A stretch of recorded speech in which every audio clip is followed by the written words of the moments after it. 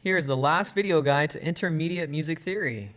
We're going to learn about labeling intervals between voice parts, voice part 1 and 2, how far apart are the notes, an eighth, seventh, this C is 6 away from this A, this is a third, etc.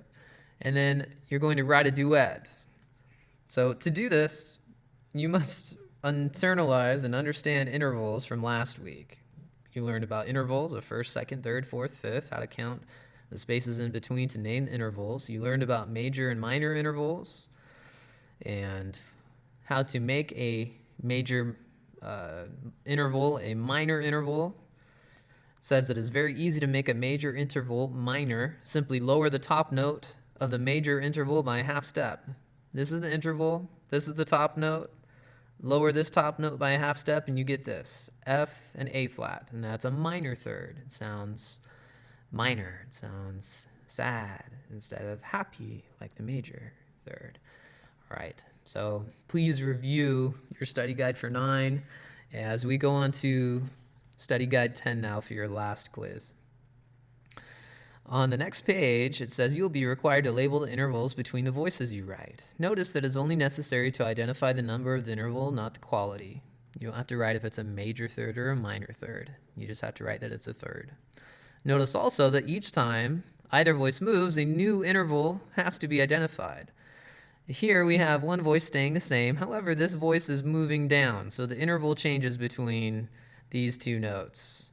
This is an eighth, this is a seventh, this is a sixth. All right. Notice also that each time either voice moves, the interval must be identified, and that the interval is always read from the lowest note to the highest note, even if the lower note is in the top staff. Let's see if there's an example. Here, the lowest note is in the top staff, and it's recommending that the interval is always read from the lowest to the highest note, even if the lower note is in the top staff. So we start with the D, we go up to the F to get the third. We do not start with the F and go up to the D to get the sixth.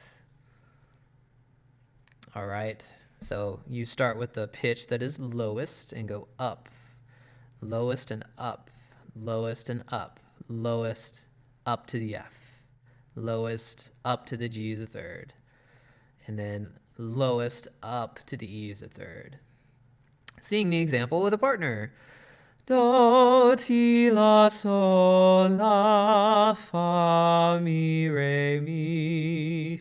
Do, re, mi, fa, sol, la, so. Do, ti, la, so, mi, fa, la, so, fa, mi, re, mi. Do, re, ti, do, fa, mi, re, do. If you did not sing this second part while I was singing the top part, please rewind it and try it. Now I'm going to sing this part, and you are going to sing the top part.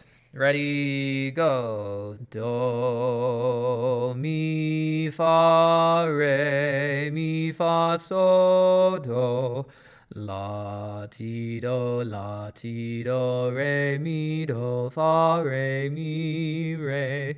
Do, re, fa, mi, re, do, re, fa, mi, fa, sol, la.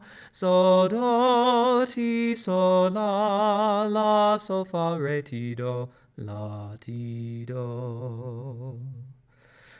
Now, writing duets. Add a melody to the bottom staff. Here's the bottom staff. To form a duet, label the intervals between your notes and the notes that are written in, starting from the lowest pitch and going up to the highest pitch, and then labeling that interval.